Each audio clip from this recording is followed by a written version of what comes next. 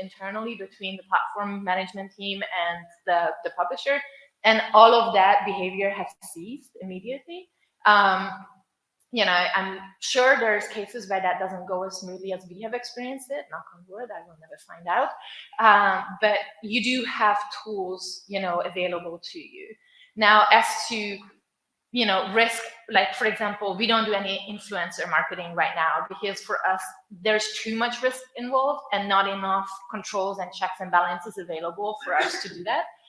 So that's something that I could totally see that could happen. And I think, again, that's more of and in general, what do you do about such risks? How do you mitigate that, right? And so choose carefully, do a lot of research before you agree, and never stop monitoring what's out there because you have to take action and to protect your own brand.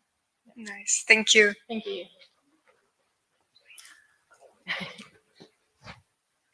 How has all of the external referral links through to your website kind of benefited you in terms of SEO and domain authority? Have you seen kind of a good lift in kind of organic search terms?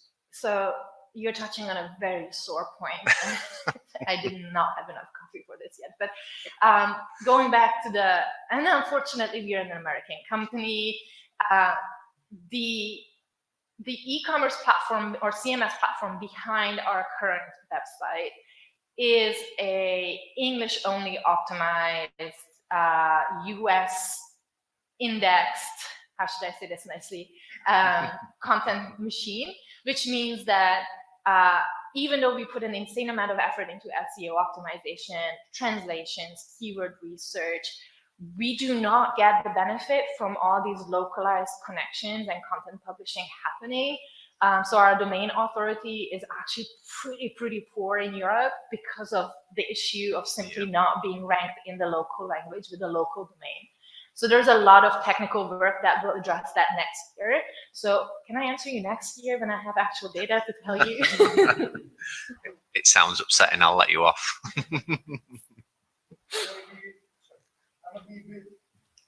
Just to be a bit blunt to you, it looks to me it is an American company who is trying to push a new brand in Europe on the American way. And we all know Europe has got a lot of different languages. Every country's got their own culture.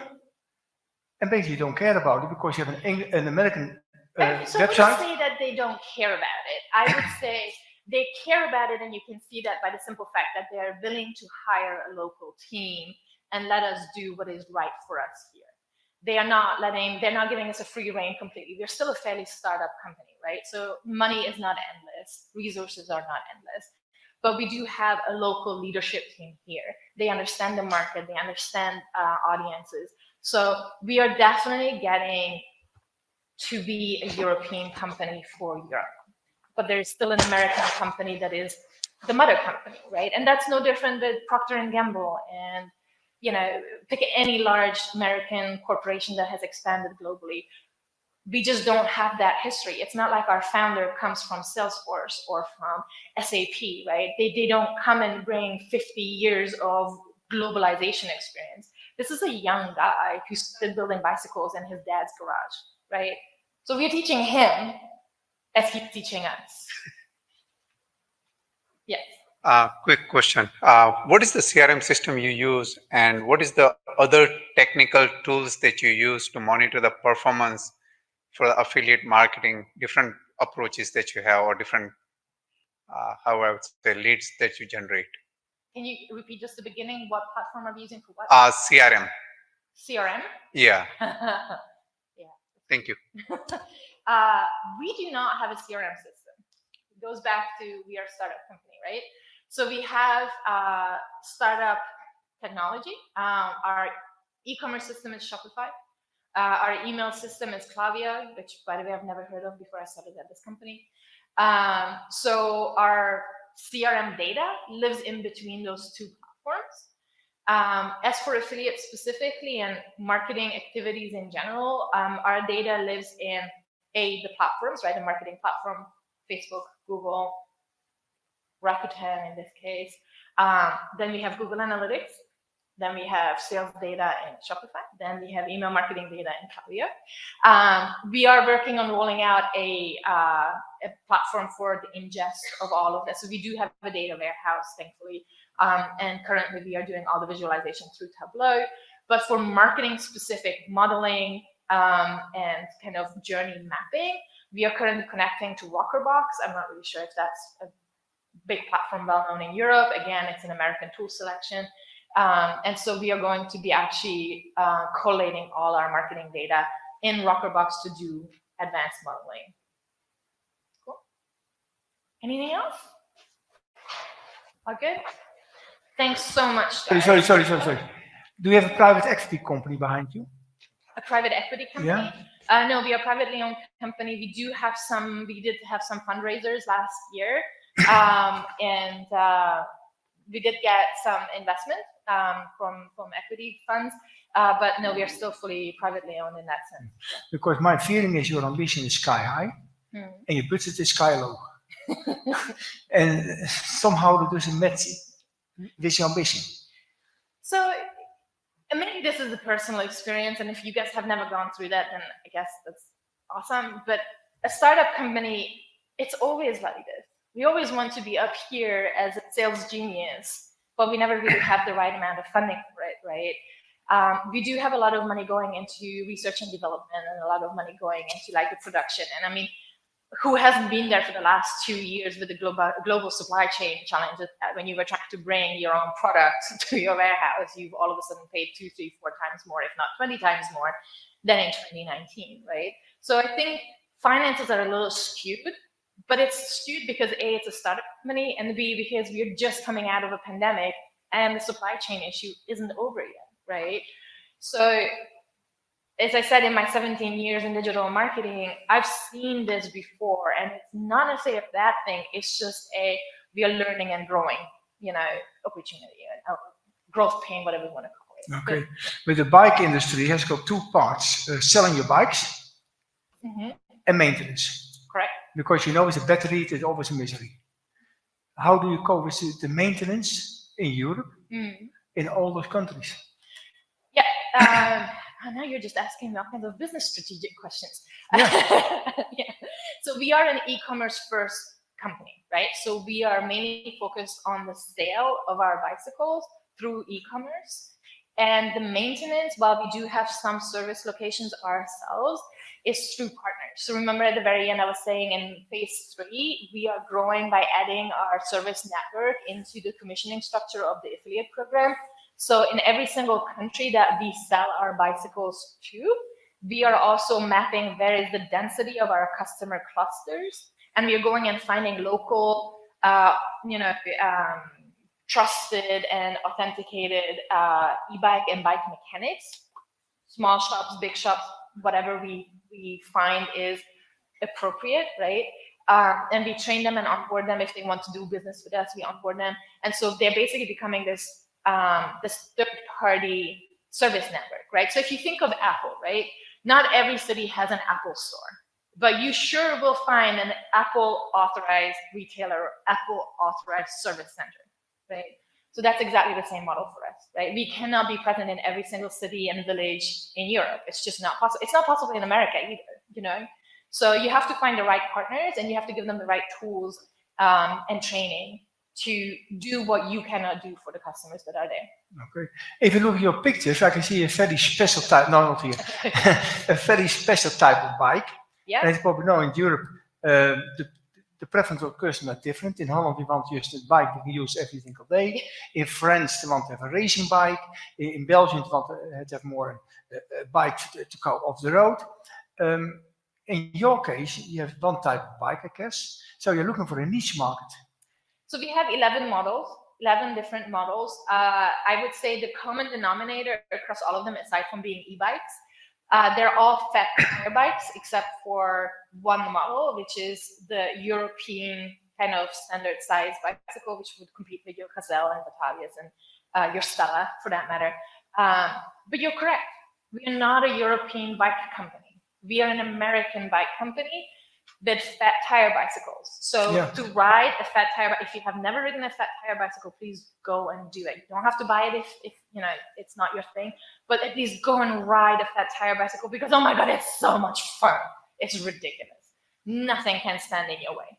So that's really what we give. We don't sell it. I mean, yes, we physically sell a fat tire e-bike, but what you get as a customer is that joy of riding that we see with so many people who have I haven't been sitting on a bicycle in decades.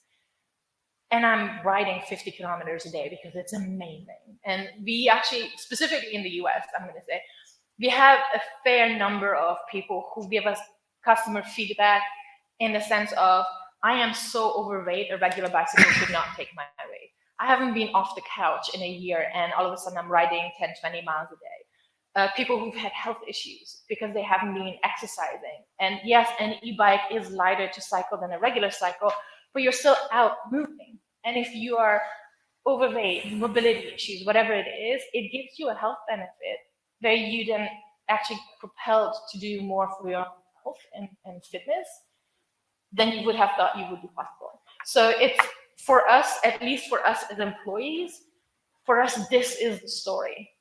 This is why we sell this bicycle, not because it's a bicycle, but because it makes people's lives better. It brings them fun and joy, and hopefully also overcomes the challenges of commuting in a super congested city. Final question. I've done an assignment for Axel, etc. They had a headquarters also in Seattle, and I've been there quite a few times in Seattle. And it always surprises me that the bike company has a headquarters in a place that always rains in America. That is Seattle. And I know from England, people don't really like the bike because it always rains. In Holland, we use it on different places. Why do you ever think in Seattle to start a bike company? That's where Mike is from, our CEO. It's just that simple. But I mean, it's an outstanding question that I don't have an answer to. I can ask Mike when he comes over. But the Netherlands is a rainy country. Why do we have so many bike companies being started in the Netherlands?